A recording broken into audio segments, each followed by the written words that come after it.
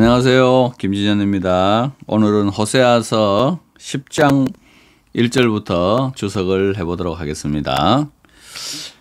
요즘 뭐 코로나도 있고 교회들이 어렵고 이러니까 사람들이 자꾸 교회 쇠퇴시대가 왔다 이런 말을 하는 것 같은데 저는 그런 말을 별로 잘 안 좋아하고 안 믿습니다. 왜냐하면 하나님이 쇠하지 않잖아요. 하나님이 쇠하거나 늙거나 죽거나 병들면은 뭐 그런 게 가능해도 하나님께서 영원히 살아계시고 우리 교회에 힘을 주고 새 힘을 주시고 주의 백성들을 축복하시는데 그런 일은 없다 이렇게 저는 스스로 생각을 하고 있고요. 그 다음에 이제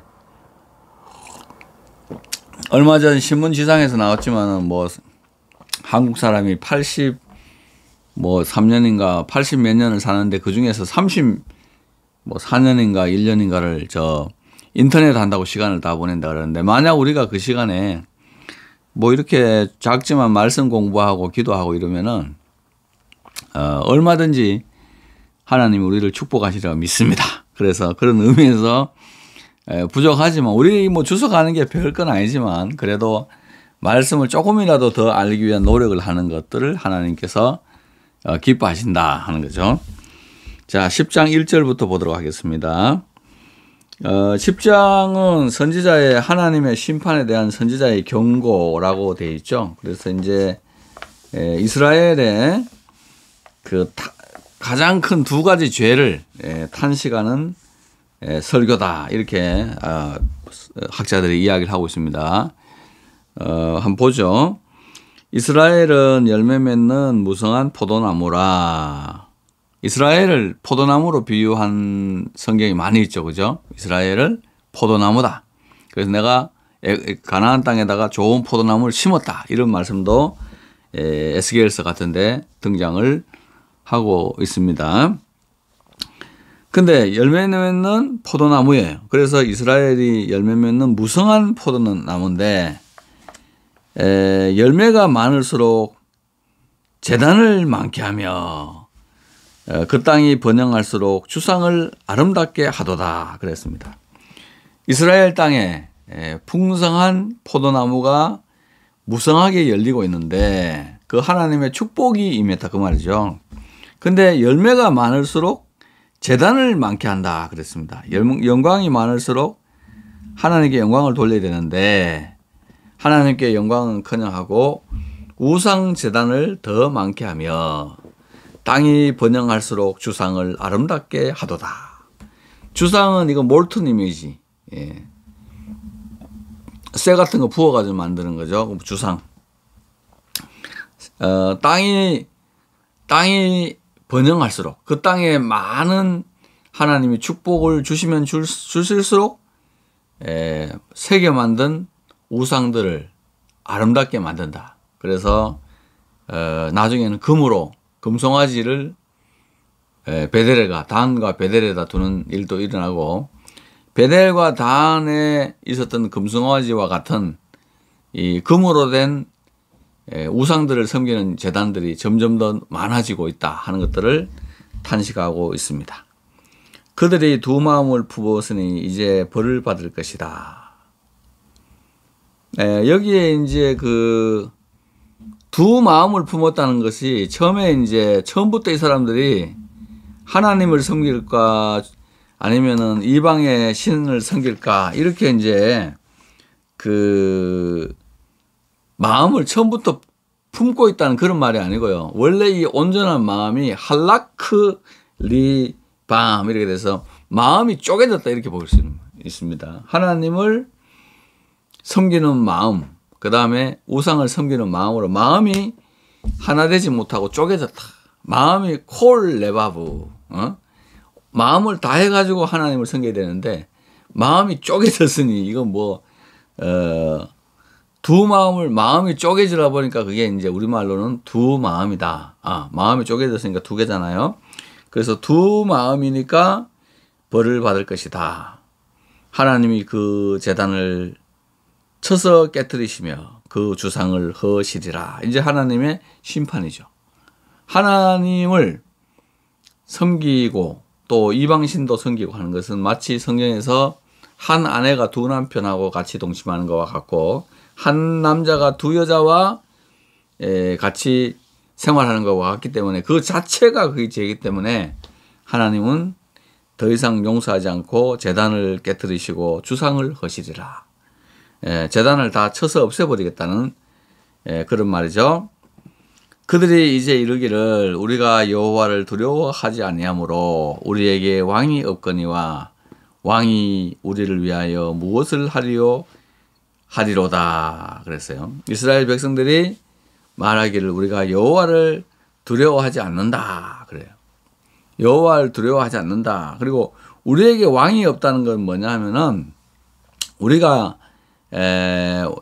인정할 만한 왕도 없고 또 그 인정할 만한 왕이 없을 뿐만 아니라 있어 본들 그 왕이 우리에게 무엇을 하리요 하도다 그랬습니다.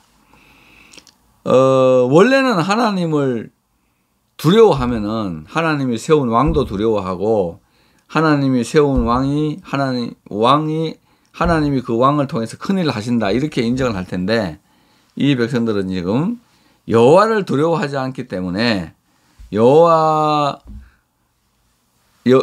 두려워하지 않으니까 우리는 왕도 인정할 수 없다는 것은 인정하지 않는다 그러거든요. 왕도 인정하지 않고 또 왕이 있어 본들 우리를 위하여 무엇을 하리요 하도다 이렇게 이야기를 하고 있습니다. 그 왕들이 뭘 하고 있어요? 그들이 헛된 말을 내며 거짓 맹세로 언약을 세우니 그 재판이 바드랑에 돋는 독초 같으리로다. 지배자들이죠. 그들은 요건 앞에 있는 왕들이라는 말을 받겠죠. 이 헛된 말을 내고, 그죠? 거짓된 맹세로 언약을 세우고, 재판이 바드랑에 돋는 독초와 같다. 재판해봐야 그 재판으로 공의가 사는 것이 아니고, 독한 풀을 먹었을 때 사람이 죽는 것과 같이 그 재판에서 올바른 재판이 실행되지 않기 때문에 그 재판받는 사람들도 죽어가고 있다 하는 것입니다. 이것은 이제 사법의 영역이고요. 언약을 세우는 것은 입법의 영역이잖아요. 그죠? 입법의 영역. 그 다음에 사람들을 헛된 말로 거짓말하는 것은 이거는 행정하는 거죠. 행정을 나라를 다스림에 있어서 진실에 기초하지 않고 헛된 말을 내고 거짓 맹세로 막 하고 그 다음에 언약을 세워도 올바른 언약을 세우는 게 아니고 거짓 언약을 세우고 그죠? 거짓 언약으로 세우고 있고 그 다음에 재판 자체는 바드랑에 돋는 독초와 같다. 바드랑에 그 독초들 있잖아요. 독초들이 있는데 그 짐승들이라든지 사람들이 그 먹었다가 크게 다치는 또 상하는 거기 때문에 지난번 성경에는 인진 같다다 했고 인진요. 그래서 우리나라 말로 하면 천남성이라는 거 있죠. 옛날에 그 왜 사약을 만들던 그 열매 나무 잎 있잖아 이런 거. 그거 먹으면 사람이 그냥 혀가 마비되고 눈이 마비되고 죽듯이 이 나라의 왕들이 하는 짓이 헛된 말을 내는 행정을 하고 있고 언약을 거짓된 법을 계속해서 만들고 있고 그 다음에는 재판도 밭이랑에 돋는 독초와 같다. 열매 맺는 아주 좋은 게 아니고 사람들을 죽이는 것과 같다 해서 이 이스라엘 자체의 그 지배자들이 하는 행동이 입법, 사법, 행정 전부가 지금 이스라엘 백성들을 해치고 있는 상황에 있음을 말하고 있습니다. 사마리아 주민이 벳아웬의 송아지로 말미암아 두려워할 것이라. 벳아웬의 송아지는 벳아웬은 베델이잖아요. 베델에 있는 송아지가 원래는 굉장히 큰 자랑이었거든요. 근데 하나님께서 벳아웬의 송아지로 말미암아 두려워하도록 만들어버린다 하는 거죠. 원래는 이 벳아웬의 송아지에게 가서 베델에 있는 송아지에게 가서 제물을 드리고 마음의 기쁨을 얻고 희락을 얻어야 되는데 하나님이 그 벳아웬의 송아지로 말미암아 두려워한다. 이게 이유가 잘 안 나와 있는데 그 6절에 보면 나와 있거든요. 그 송아지는 아수르로 옮겨다가 예물로 야렙 왕에게 드리리니 그랬어요. 야렙 왕은 지난번에 아수르 왕이라 그랬죠. 아수르 왕, 목자들의 왕, 승리의 왕이라는 말이죠. 야렙이란 말이 재판의 왕이라는 말입니다. 그런데 이 아수르 왕이 이스라엘에 쳐들어왔을 때 그 베델에 금으로 만든 송아지가 있다는 걸 보고 그 베델을 공격하는 거예요. 단과 베델을 공격하니까 이 베델 지방에 사는 사람들은 그 송아지를 우상을 막 뺏으러 아수르 사람들이 공격을 해오니까 그로 말미암아서 오히려서 그 베델에 송아지가 있다는 것이 두려움이 되었다 하는 것을 우리가 알 수 있습니다. 백성도 슬퍼하고 기뻐하던 제사장들도 슬퍼하리니 이는 영광이 떠나갔다 그렇게 하죠. 그러니까 이제 송아지를 가져가 버리니까 제사장들도 아이고 이거 어떡하면 좀 신을 뺏겼잖아요.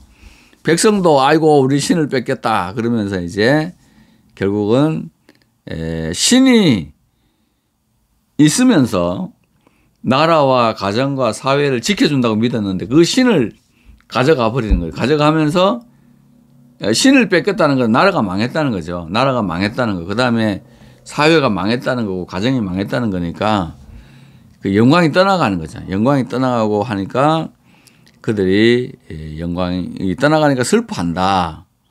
에브라임은 수치를 받을 것이고 이스라엘은 자기들의 계책을 부끄러워할 것이다. 북쪽 이스라엘이 바알 신을 송아지 신을 섬겼는데 그것 때문에 수치를 당할 것이고 이 하나님을 섬기지 않고 여로보암이 베델과 단에 송아지를 두고 섬기면 잘 되리라 이렇게 했는데 결국은 그렇게 한 계획들과 책략들이 부끄러운 것이 되고 말았다 하는 그런 이야기가 되겠습니다. 자랑하던 송아지, 이 송아지가 우리의 나라와 가정과 사회와 국가를 지켜준다고 믿었는데 아수르 사람들이 그 정보를 가지고 베델과 단에 있는 송아지를 실제로 가져가 버렸거든요. 그러면서 나중에 사내립이 히스기야한테 그러잖아요. 야, 어느 나라의 신이 나를 내 손에서 살아남았냐. 그러면서 사마리아 신들도 이야기한다고요. 그 북이스라엘의 금송아지 신들도 이야기를 하게 되는 거죠. 그러니까 결국은 우상을 섬기게 될 때 우상을 하나님께서 부수는데 이 부수러 오는 가정 중에 있는 나라, 마을과 동네들이 어떻게 돼요? 완전히 초토화되기 때문에 결국은 이 우상이 부끄러운 것이 되고 두려워할 만한 것이 되고 하나님께로부터 멸망받는 도구가 될 수 있다. 이렇게 볼 수가 있겠습니다. 그러면 어떻게 돼요? 사마리아 왕은 물 위에 있는 거품같이 멸망할 것이다. 물 위에 거품이 어때요? 거품이 쫙 있다가 얼마 뒤면 톡 터지죠. 탁 터지면서 이제 멸망을 할 것이다. 이렇게 이야기를 하고 있습니다. 여기 이제 물 위에 거품이라는 말이 있잖아요. 물 위에 거품 하는 이 말은 어떤 성경에는 여러분들이 좀 읽어보면 이게 물 위에 작은 나무다 이렇게 번역하는데도 많이 있습니다. 알 프네이 마임 그렇게 했죠. 물 위에 있는 니드메 시므론 말카 그냥 캐체프란 거죠. 캐체프 이게 이제 캐체프인데 이 캐체프가 이제 거품 또는 작은 나무 이런 것을 가르치는 말인데요. 하여튼 물 위에 있는 작은 조각도 얼마 있다가 없어지잖아요. 그 다음에 거품은 잠시 있어서 큰 걸 이루는 것 같은데 툭 터지는 것처럼 그러니까 좀 물 위에 있는 거품 같이 멸망해 버릴 것이다. 이스라엘의 죄, 곧 아웬의 산당은 파괴되어 베델 산당이 파괴되어 가시와 찔레가 그 제단 위에 날 것이다 하는 겁니다. 베델이 사람들이 막 다닐 때는 반질반질했잖아요. 길이 있었기 때문에. 근데 이걸 송아지를 가져가 버리고 나니까 거기에 결국은 아무도 또 송아지 가져가면서 금송아지를 아수르로 가져가면서 사람들을 다 데려갔잖아요. 아수르 벽화에 보면은 코를 뚫어다가 사람들을 손발을 묶고 뻘겋게 해가지고 코를 뚫어가지고 소처럼 해서 데려갔으니까 그게 얼마나 수치스럽고 부끄러운 거냐. 그래서 그 적군들이 막 쳐들어올 때 하나님이 이스라엘을 보호해주지 않을 때 그 아웬의 산당으로 막 쳐들어갈 때 사람들이 산들아 우리를 가리우라 작은 산들아 우리 위에 무너지라 이렇게 이제 말할 것이라고 했죠. 예, 계시록에도 보면은 하나님의 어린 양이 심판할 때 세상에 있는 하나님을 믿지 않는 사람들이 산들아 우리를 가리우라 작은 산들아 우리 위에 무너지라 이렇게 이야기하는 거예요. 그 공포가 왔을 때 산이 나를 좀 가려워줬으면 좋겠다 해도 결국은 가리움을 받지 못하고 멸명할 것을 이야기하고 있습니다. 결국은 이스라엘 백성들이 이 10장에 있는 제6설교, 여섯 번째 설교죠. 스가랴의 이 호세아의 여섯 번째 설교를 통하여 보여주는 것은 이스라엘 백성들의 마음이 쪼개져 가지고 하나님도 섬기고 또 이방신도 섬기고 하나님이 축복하면 축복할수록 더 많이 금으로 동으로 금운동을 사용해서 우상들을 만들었는데 하나님은 결국은 이 우상들을 치면서 우상들을 치면서 베델에 있는 송아지를 가져갔는데 그 우상들의 대표가 바로 베델에 났던 금송아지거든요. 그 금송아지를 하나님께서 가져간다 이 말이에요.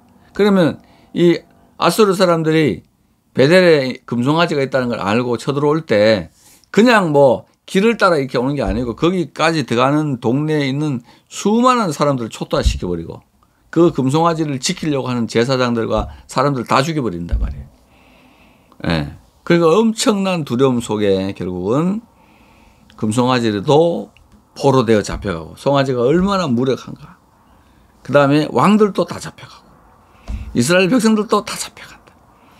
결국은 이 우상을 숭배하는 사람들이 받는 형벌에 대하여 성경이 기록하고 있습니다. 하나님만을 잘 섬기면 이런 일 없겠죠. 그런데 하나님과는 다른 것들을 이렇게 섬기게 돼. 마음이 쪼개지지 않도록. 이 마음이 스플리트 됐다. 쪼개져가 두 마음이 될 때는 굉장히 위험하다. 그래서 우리가 언제나 이 마음이 하나가 다 마음을 다하여 콜레바브 하나님을 아합할 수 있도록 사랑할 수 있는 사람이 되어야 된다. 마음이 쪼개지면은 결국은 재물도 쪼개지고 집도 쪼개지고 내 삶도 쪼개지고 다 깨지고 말 것이다 하는 그런 말씀을 우리에게 알려주고 있습니다.